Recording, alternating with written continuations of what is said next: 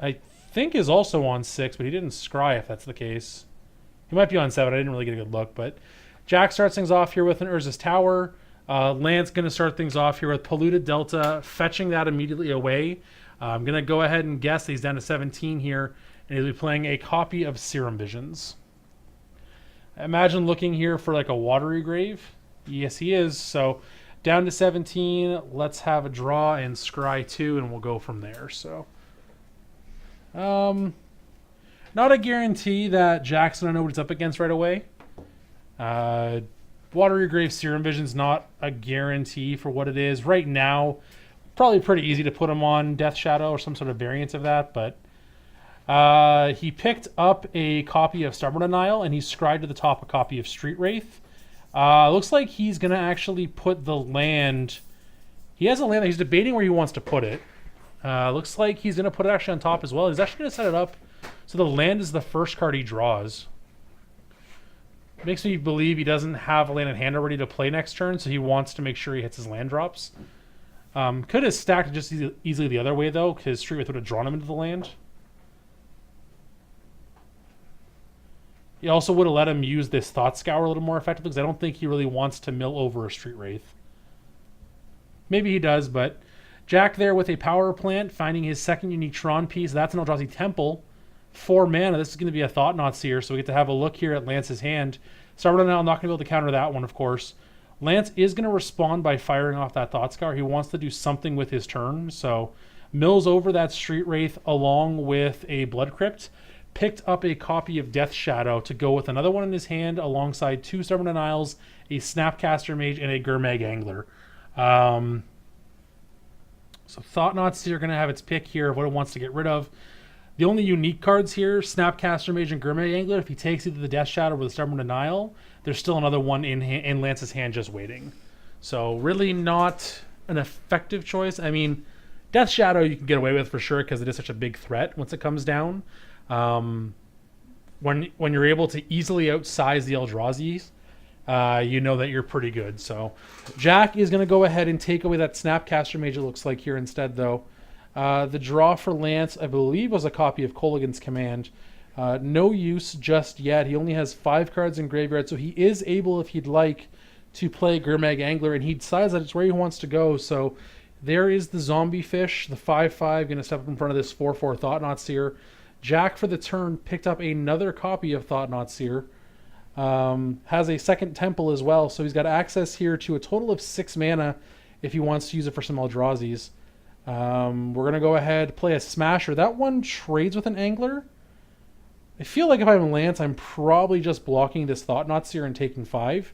It's going to advance my game plan, and I also still have the Angler next turn to block. And if I really need to trade, I can just trade off. This will let me draw a card as well, though, which is nice. Lance does decide to go ahead and block the Thought-Knot Seer. He takes 5, falling to 12.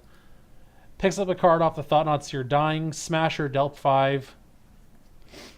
The draw there was another copy of Gurmag Angler. The second one, not as good as the first, especially when you have to spend your entire graveyard to get it into play.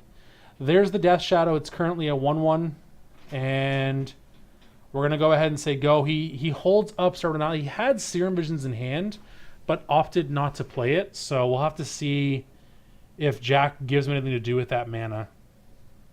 Jack gets a second copy of Urza's Tower, so still no Tron, but doesn't really need it at this point. There is a Thought-Knot Seer in hand that he has access to.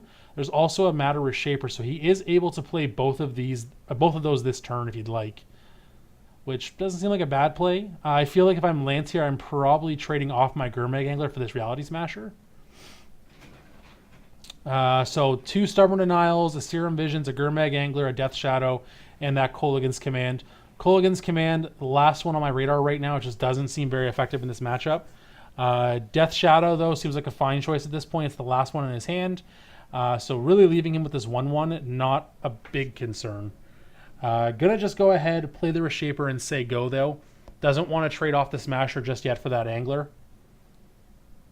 Also runs the potential risk of Lance just saying, sure, no blocks. Now I have a 6/6 Death Shadow, which outsizes the Smasher on its own. He Serum Vision, put one on the top, and he picked up for the for the draw off of it another copy of Death Shadow. It's the third copy, so he's just gonna hold everything the whole year and say go again, holding up that Stubborn Denial.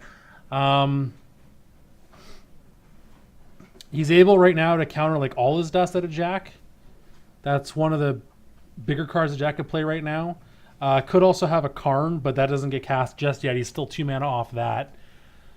This looks to be a second Smasher potentially. Yes, it is. So Jack has a very aggressive curve here. The only problem with that is, again, it helps to grow those Death Shadows. This is a great one, though.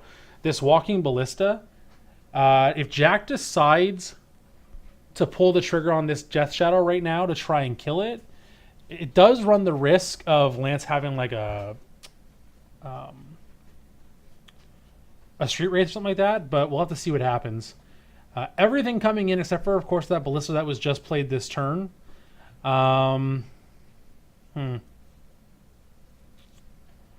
Interesting. So he is able... Now, the Death Shadow is going to live here through this combat. Jack will take... Or Lance will take 8 rather and fall to 4. Death Shadow will survive. No, Death Shadow lives because all damage dealt at the same time. So the Death Shadow will, when it has damage resolved, it's going to be a total of 9 toughness. So Death Shadow will not die.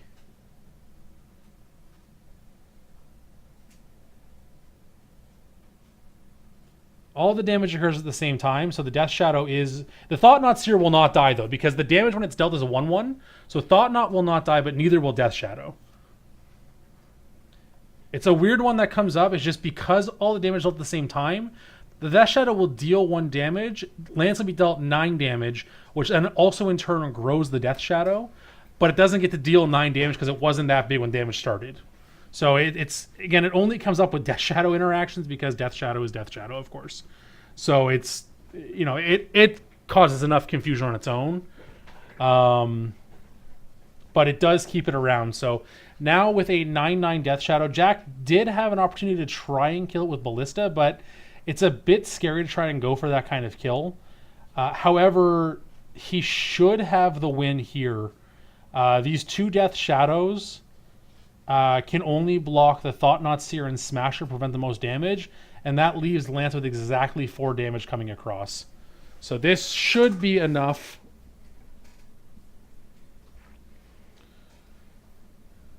Sure, Stubborn Denial your map, get that out of here. It really doesn't matter that much.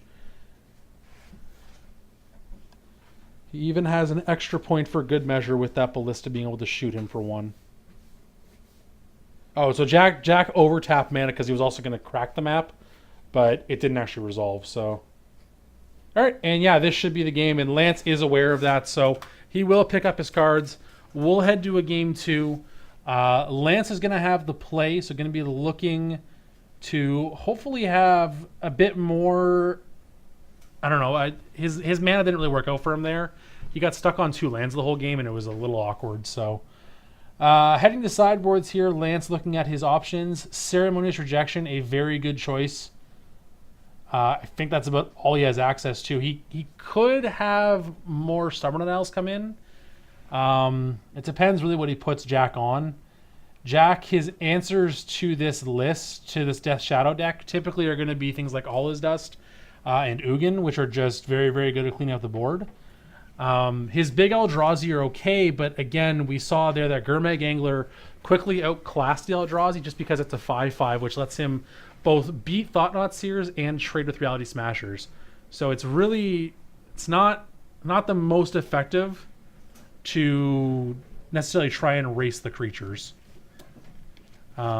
Jack, the cards he's looking for should be his Ugins if he has more than one, and his All His Dusts. Those are the key cards here for Jack.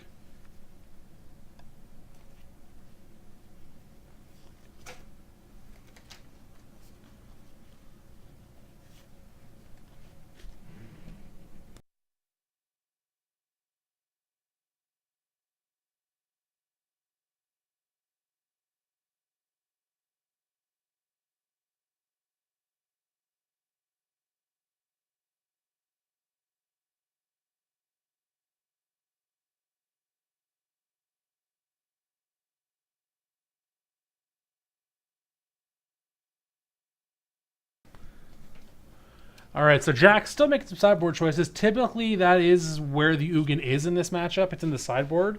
It's possible that Jack is main decking a copy of it. Not too sure. Didn't need it game one though. He was able to beat down Death Shadow again. A couple of the Reality Smashers do good work against any deck. 5/5 with pseudo untargetability, or making it a little less convenient to target it, I guess you could say.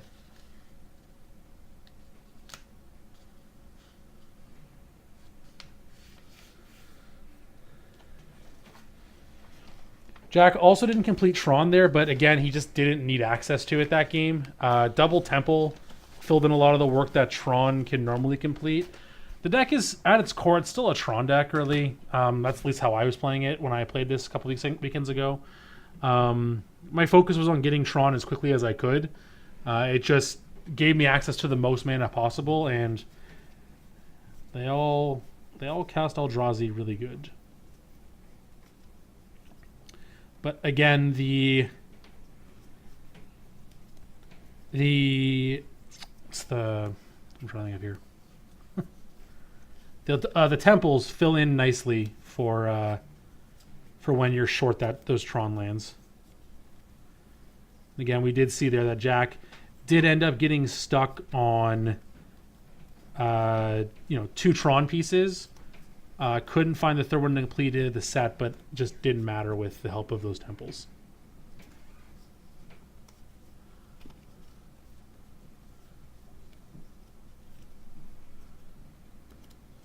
Jack will be looking for a similar sort of draw. The Thought-Knot Seers are helpful. They get to take away important cards. There, it took away the Snapcaster Mage wasn't a big deal. I probably would have liked to have seen him take away the Yermeg Angler, just because we saw the following turn it was able to simply just block down the Thought-Knot Seer that just took away the cards. Whereas if he had taken that Angler, that Thought-Knot Seer probably would have survived the entirety of the game.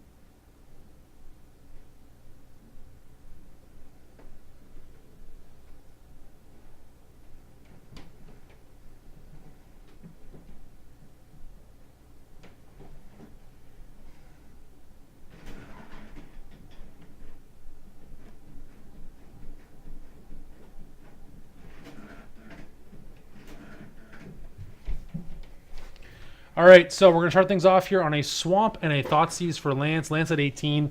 We look at Urza's Power Plant, Urza's Tower, Expedition Map, Ghost Quarter, Walking Ballista ×2, and Basilisk Collar. Basilisk Collar, typically a sideboard card, very good in this matchup. Lance going to make the easy choice here and take away that map, however, because that is going to keep Jack off of Tron as long as possible. Jack picks up this turn a copy of Matter Reshaper. Not really what he's looking for here. He still needs a third lane to even be able to play that.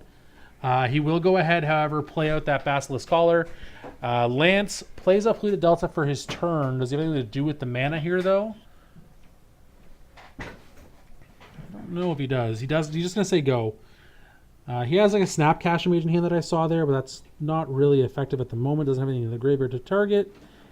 Save for that Thoughtseize, but only 2 mana available, so would not be able to cast it.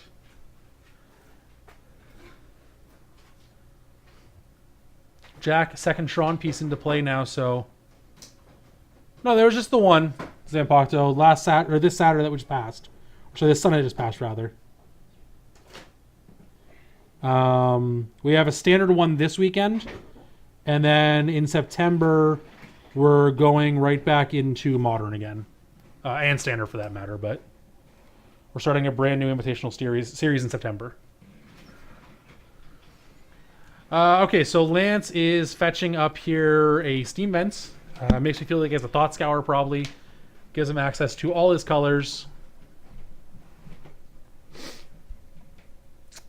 Yes, he does have Thought Scour, so this is going to mill over a Serum Visions and a Stubborn Denial. His pickup. Didn't get a good look at it. I believe it was Death Shadow, though, actually, so... Drew for the turn as well, I believe, a second copy of Death Shadow. There is a Ceremonious Rejection in Lance's hand, so that is a good one to have.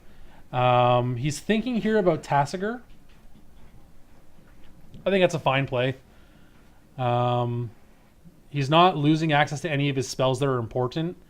He doesn't need black mana on Jack's turn currently. He's gonna save one card in the graveyard though. He wants to save Stubborn Denial, and I believe he had a Snapcaster in hand. So yeah, he does. So that makes sense as to why he wants to keep that spell there, because starting next turn, Snapcaster plus Stubborn Denial is a very good combination when he already has Tasigur in play. Jack does find his third land. He finds Tectonic Edge, which will allow him to play Matter Shaper, but Lance is going to go ahead and just say no to that one and counter it with Ceremonious Rejection, which allows him to counter any colored spell. The draw for the turn, which will also go ahead and cycle right away, is a copy of Street Wraith. Looking to lose one more life somehow here, Jack will take a hit for 4 and fall to 16. Lance, not finding a land or anything else to do, just says go. Jack picked up a 4th land here and a 2nd copy of Urza's Power Plant, so that's not going to complete Tron. He's still missing the mine. 3 mana. He's thinking what he wants to do here. Still has him play that Caller, of course, but here's the Ballista, and giving a Ballista a Caller is pretty big, and I think for that reason Lance is going to go ahead and just say, I will counter this. I just don't want to get caught by that. Another Ballista comes down, however. So Jack making good use of his mana here, but a great draw for Lance is going to make sure that he's not going to have his Tasigur taken down by this Ballista. He did pick up a copy of Fatal Push, so that'll be very, very useful. Here's an attack for 6, threatening to put Jack at 10. I feel like if I'm Jack, I'm probably just taking this. I have no reason to be afraid at this point.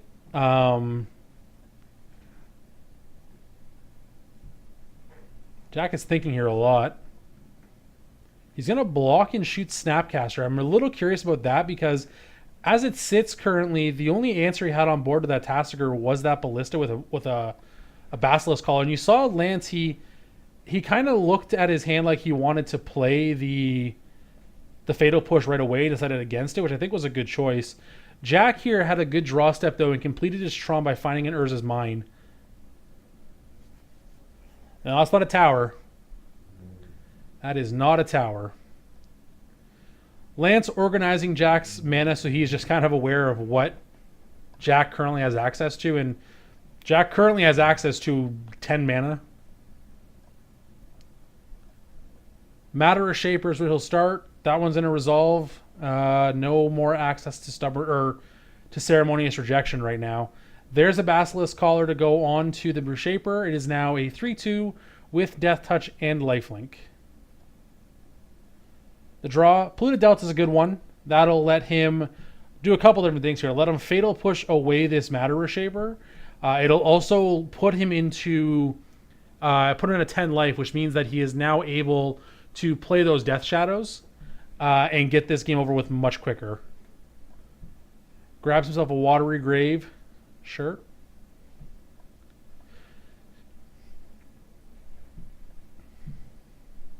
Fatal Push here is a good pickup, or is a good is a great spell here. So get rid of that. Get rid of the Matter Reshaper. There's a trigger on the Reshaper, of course. So we're gonna see what it gets. It gets him a Ghost Core. That's not really effective. Tectonic Edge is now turned on, so Jack can attempt to keep Lance off of black mana. Because he now with the Ghost Quarter as well, he can Tectonic Edge and Ghost Quarter away all of Lance's black sources. I'm curious if Jack wants to do that. I feel like with Lance going to combat, I would have Tectonic Edged in combat there somewhere, just so he doesn't get any access to black mana unless he's playing a second swamp, which typically these decks can't afford. He's attacking the red mana instead, which I think is a mistake, just because the red mana is not nearly as essential to Lance's deck as the black mana is. Another attack for 4 here, though, brought Jack into 12. 3 mana is a map with a sacrifice. Not going to bother Stubborn Denying that one. There's just no real reason to. Jack already has all the mana he needs, so Really, whatever he's finding here is just redundant. It could be like a Seagate wreckage. I don't know how many cards are in Jack's hand, but that's probably best case scenario. That's a buried ruin. I don't remember what that does, to be honest. Add colorless to your mana pool, 2 mana sacrifice, return target artifact card from your graveyard to your hand. What is this getting him back? I guess it gets back Ballista. Okay. All right, I can appreciate that, sure. So at the moment, he's able to play a Ballista for 2 at best. I feel like Jack probably has to just say go. Yeah, I forgot about the Ballista there. I don't think you want to give Lance a chance to kill this Ballista without a collar attached to it. Jack here, however, disagrees and is going to play it for 1, which, again, at best, this will let him kill off 1 creature. Sure. I haven't seen lists playing the Buried Ruin. Yeah, everything's good, Martin. Don't worry. The one I play was playing Seagate Wreckage, but so this just gives Lance now the opportunity to Fatal Push away one of Jack's only creature in this case. I would have made Lance cast the Fatal Push. Yeah, Jack just. Yeah, unfortunately, just giving Lance way too many advantages here. Lance didn't even have to cast the Fatal Push. All he had to do was cast Snapcaster Mage targeting Fatal Push.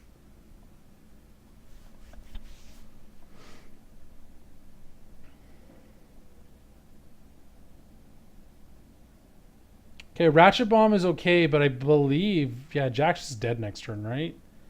3, there's exactly 9 points of damage on board. Sure. That makes sense. That makes sense. I mean, Buried Ruin buying you back a spell is relevant for sure. Yep, and Jack dies. So we're going to have a game 3 here between Grixis Shadow and Eldrazi. I like Seagate Wreckage. I could definitely see changing it up for another card, though. There wasn't really many times where I really cared if I could or you couldn't use it.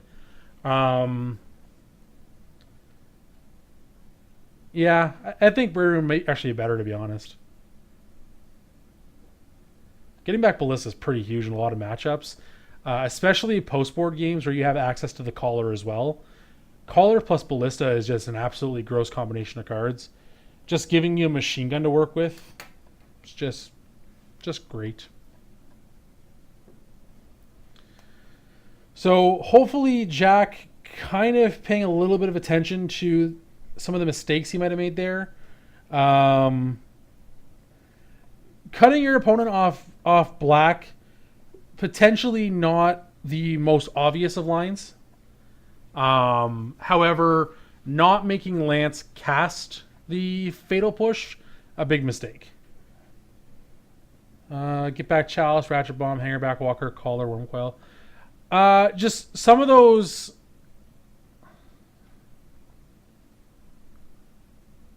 Like, it's not very often that I see myself losing a Chalice. The Ratchet Bomb I can see. Hangerback Walker's good. The Collar, again, I don't see myself losing very often. I mean, obviously, this isn't a world where I'm not having things blown up, but taking a Chalice for surgical extraction is also a big mistake. Yeah, I agree with that. Chalice is on the play. Very, very important. Chalice on the draw, obviously not as good. However, Chalice on the play, very, very good. So if he's taking out Chalices here, I definitely agree that is a mistake.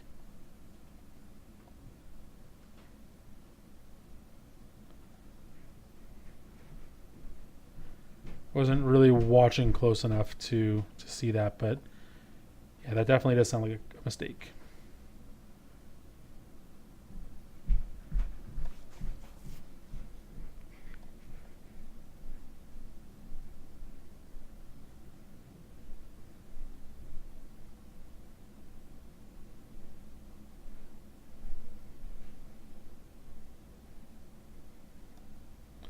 Okay, so Jack going to start things off here on Urza's Mine. And an expedition map, so that's a good start there. Polluted Delta for Lance. Going to start things off here down to 17.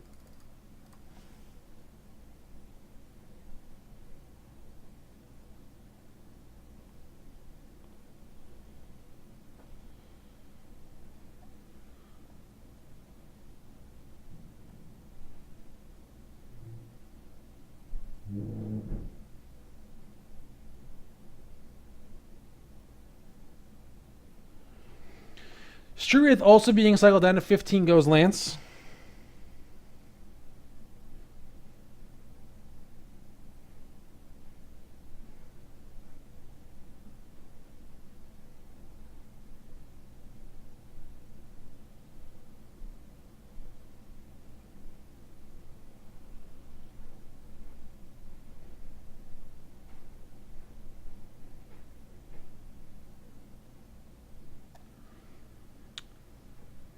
There is completed Tron here, though. Using whiteboard or Tron is a mistake as well. That's that's possible, I guess.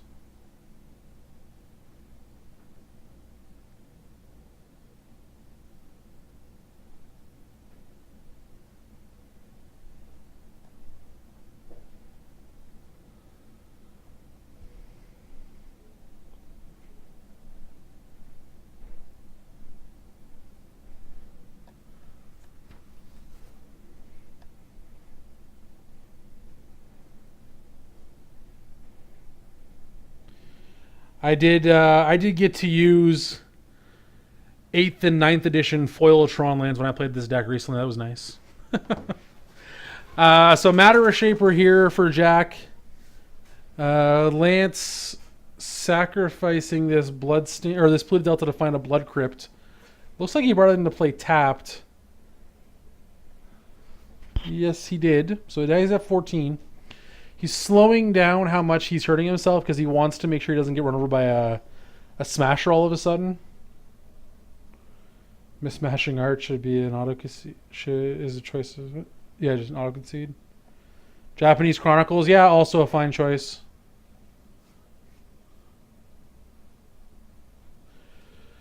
Lance here thinking he picked up a lightning bolt for the turn, so he has an answer to this reshaper. But again, Jack with all this mana now. Yeah, it's because you're a monster, Nick. Just a monster. You gotta have at least have matching art. Come on now. Second mine, we're gonna lightning bolt down this Matter Reshaper. The reveal is a Reality Smasher to hand for Jack, so that's gonna probably matter more so next turn.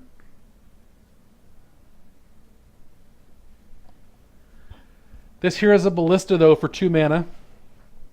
Or sorry, for 4 mana for 2.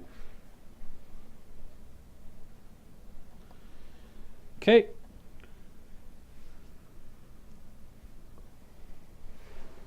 That's exactly where my thoughts went as well, Martin. Alright, so sacrifice on the end step here. It's going to bring Lance to 13. Ballista with access to this much mana is very scary. It just becomes an absolute beating stick. Lance will fetch up another copy of Blood Crypt. Death Shadows are still not playable just yet. Lance will untap here. The draw is a Watery Grave, so he is able to play that, though, and make his Death Shadows playable if he has any copies. I don't know if he does. I believe there's a Tassiger in his hand. Yeah, no, it's gross. He's gonna play Scalding Tarn. Yeah, I mean that's definitely one way to outsize your opponent's Death Shadows.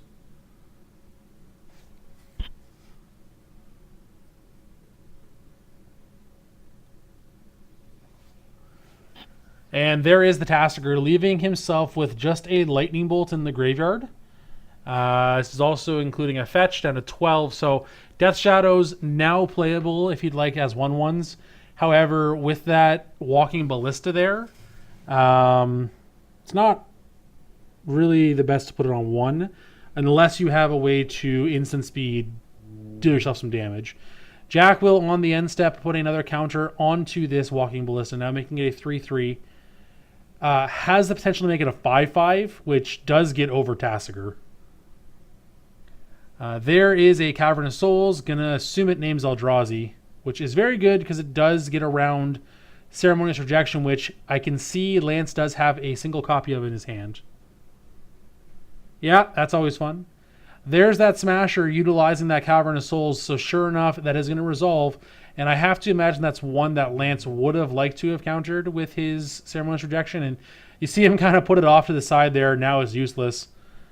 We have a Snapcaster Mage that can, I guess, hop in front.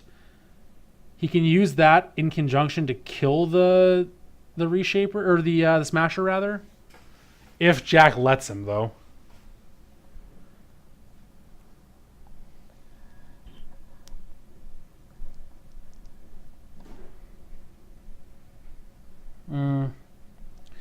So if I'm Lance there, I think looks like Jack just shot Lance twice and the Snapcaster once, and then Lance will take 5 and go to 5. Okay. I don't think he has a Death Shadow, though. I think his hand has a lot of lands. The draw was a Fatal Push, which is... it's okay, but it's not great. He's sacrificing it right away, down to 4.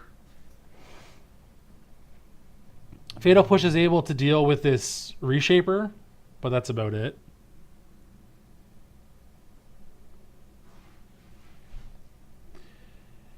Yeah, I mean, if I'm Jack there, so I think first of all, if I'm Lance there, I